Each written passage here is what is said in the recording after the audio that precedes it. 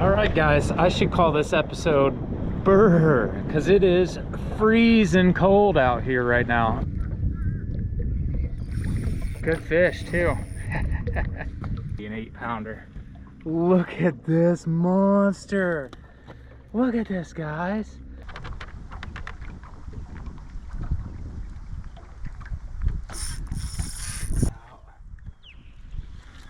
Look at this toad right here. Another giant Sandy Cooper bass. I got a feeling we're gonna catch some nice fish today. I'm just gonna pick apart these areas though, just like I've been doing. Throw a jig worm, super slow. All right, guys, today's video is all about power finesse fishing. Dave is fishing cold fronts, bluebird skies, a lot of fishing pressure, and fish that are kind of in a negative mood. This is one of the best times that you can throw a power finesse technique. So Dave has a rotation of big worms on an 1/8 ounce jig head, and what he's doing is soaking these baits on cypress stumps, knees, and trees, looking for those big fish holding tight to the cover that are looking to get on spawning beds. And let's see what he's gonna get picked up here, because he's being patient and fishing really slow.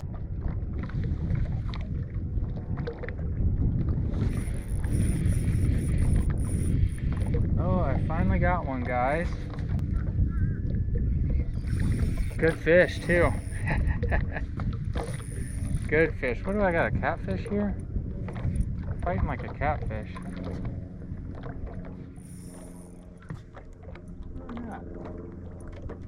Oh, it's a giant bass.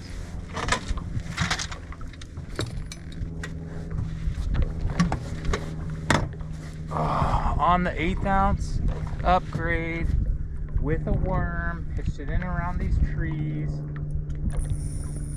It's a really nice bass. I'm gonna put a weigh scale on this because it's a hog if I can get it in. This might be a true 8-pounder. All right, let's freaking go, guys. Holy shit. Wait until you see this bass. This has got to be an 8-pounder. Look at this monster. Look at this, guys. I stuck with it all day. He choked the 1/8 ounce with the Z-Man worm, and there it is. Giant spawning bass, or maybe post spawn even. Look at the size of this thing. Let me get a length on it. 24 freaking inches. 24 inches. I'm gonna weigh this, put it in the live well, and I'm gonna weigh it once I get it in the live well. Get the live well going. Holy cow, I stuck with it and I freaking made it work, guys. All right, guys, so I just caught that pig on an 1/8 ounce Z-Man watermelon red straight tail worm. I had to really slow it down. I have been fishing and fishing and fishing all day and haven't had shit. But that's what happens at Sandy Cooper. I mean, you just gotta stick with it. These areas that I'm fishing, I know are good. I know hold fish. And I had to get out of the cove and come clear out by the channel to some of these trees that are out farther from the what I call the spawning bay. And when I came out here, I had a couple bumps, pitched up next to the tree, and the line just went tight, and there's the result. I bet you that one's close to 8 pounds. It's a 24-inch fish, and it's huge.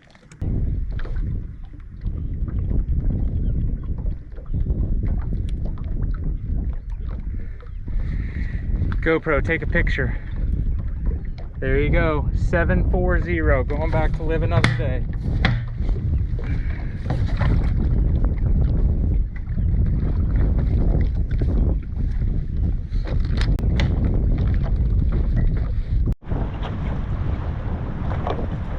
Alright guys, so I've got an underspin with a white Mulletron 3.3. I've got some rubber leg jigs that I hand tied up in 1/2 ounce. And then I've got the old trusty 1/8 ounce worm, as well as crawl trailer jig head with a crawl. You know, I'm gonna be fishing the upgrade pretty much all day here. I've got a few hours. I'm guessing the worm bite's gonna be better than any moving bait, but I'm gonna try them all. That's what I'm here to do, is kind of pick apart these stumps. I know that the bass spawn on these. I've caught some really big ones off of them in years past. Once again, more along the lines of like April than right now. So I'm just gonna check these out right now.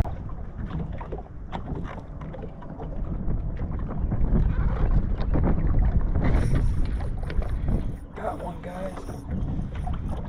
Does not feel like a big fish, but he has come on. Looky there, fellas. Looky there, bass. Fishing these tree stumps out here, just a little guy. Caught that on the 1/8 ounce with the worm. Alright guys, so I just popped a little bass. I'm over by this bridge where I caught some big post-spawn females a couple years ago. And I'm pitching, there's like just little tiny stumps out here. So I'm pitching this 1/8 ounce with a Z-Man worm, 6-inch worm on the back around these little tiny stump pockets. It's, I don't know, there's like 7 or 8 stumps here, and just got that little one to smoke it. So I'm just gonna kind of work around this area. I know that there's fish here. Like I said, I know that there's some big ones here too. Just gonna kind of fan cast this and see if I can't pick up a nicer size fish.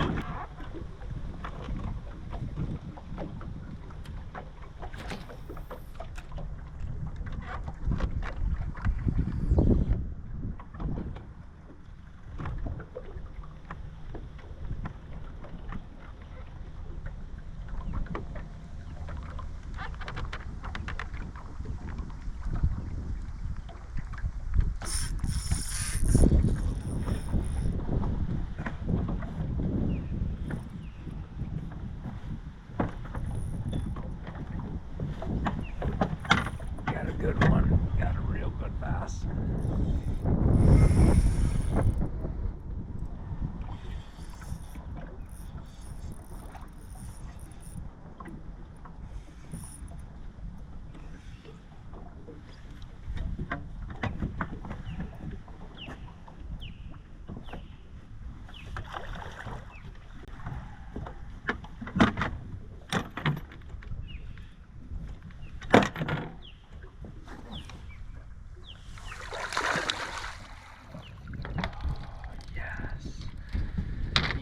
Check this out.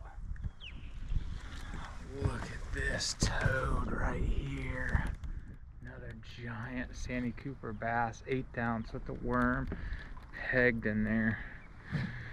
Let's go.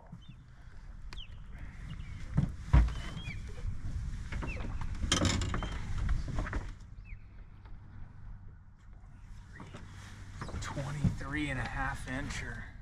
So sometimes, guys, you really got to slow down. Power finesse is a good way to do it. A lot of guys go finesse. You'll catch a lot of buck bass, but you won't catch any big ones. Dave slowed down with a big worm on that 1/8 ounce jig head, slow fall. Really picked apart these areas to catch those bigger quality bass. Cold fronts in that immediate spawn times can be really frustrating, really hard. The pickerel king of Santee Cooper strikes again here, but literally slow down with the power finesse stuff. Really pick apart areas where you know where there are fish are, and you can run into some impressive caliber of fish. If you guys like what's going on the channel right now, give us a like, subscribe, head over to evanflowoutdoors.com to pick up some jig heads, help support us, help support the channel, and we will see you guys next time.